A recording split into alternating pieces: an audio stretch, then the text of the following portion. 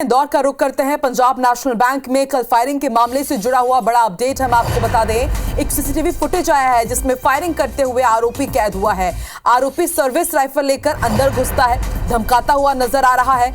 अरुण कुमार राठौर इसका नाम सामने आया है। आपको बता दें कल बैंक से इसने 6.5 लाख रुपए लूटे थे और अब ये सीसीटीवी फुटेज बैंक के अंदर का आप देखिए आपको बिल्कुल फिल्मी सीन लग रहा होगा, लेकिन ये असल में कल इंदौर में हुआ है। पंजाब नेशनल बैंक में ये आरोपी घुसता है और उसके बाद आप देखिए एक एक करके सबको बाहर निकलने के लिए कहता है। रेनकोट पहने हुए हैं, मास्क लगाए हुए हैं और उसके बाद इसके हाथ में बाकायदा एक बंदूक भी है। जाहिर सी बात है जो भी इसे देखेगा वो डरा वहां से भागा और फिर बंदूक के निशाने पर इसने 6.5 लाख रुपए लेकर वहां से फरार हो गया। इसने हवाई फायर भी किया है।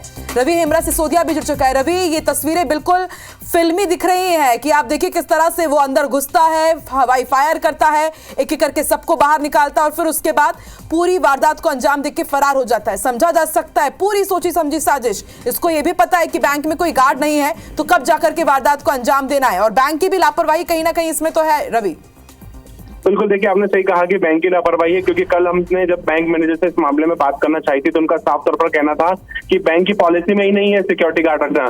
तो यानी कि आप समझ सकते हैं कि बैंक के अंदर जो बैंक कर्मी है और उस समय पर मौजूद जो वहां के बैंक के जो कस्टमर है उनकी जान कितनी जोखिम में थी। यानी कि उस समय पर जब उसने एक फायर किया और अगर वो पब्लिक पर फायर करता तो कितने लोगों की जान जो है वो जोखिम में आ सकती थी। सीसीटीवी फुटेज में आप साफ तौर पर देख सकते हैं किस तरीके से बैंक के अंदर वो दाखिल हो रहा है। उसने पूरा अपना फेस जो है कवर करके रखा हुआ, रेनकोट पहना हुआ है, सभी लोगों को बाहर निकलने के लिए वो कह रहा है। लेकिन सबसे खास बात यह है कि जब अंदर वो आया तो सबसे पहले उसको पता था कि बैंक के किस कोने में कौन सी पोजीशन यानी कि कौन क्या ऑपरेट करता है। तो सबसे पहले जाते से ही उसने कैशियर के ऊपर बंदूक तानी है और उसे पूरा कैश निकालने के लिए कहता है और राइट साइड में जितने भी लोग हैं सबको पहले वार्निंग दे देता है कि यदि किसी ने भी फोन करने की या किसी को भी कुछ कहने की, फोन लगाने की या अलार्म बजाने की कोशिश की तो वो तुरंत गोली मार देगा। सबसे बड़ी बात ये देखिए कि मेन रोड पर ये जो बैंक है ये मौजूद है, स्कीम नंबर 54 का ये पंजाब नेशनल बैंक है। और जिस तरीके से ये पूरा घटनाक्रम हुआ, जब हमने बैंक के कर्मचारियों से बात की तो उनका कहना था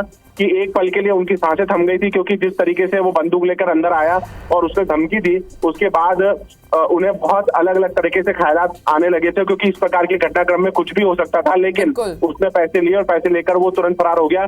4 मिनट की ये पूरी घटना रही है। 4 मिनट के अंदर अंतराल में वो अंदर दाखिल होता है, फायर करता है, कैशियर से पैसे लेता है, बाहर आकर बाइक पर बैठकर रवाना हो जाता है। तो इस प्रकार की जो पूरी घटनाक्रम में आप देख रहे हैं साफ तौर पर सीसीटीवी में कि किस तरीके से इसने न केवल अपनी राइफल का उपयोग किया और बाकी कैश वहां से कैश लिया और कैश लेकर वहां से फरार हो गया।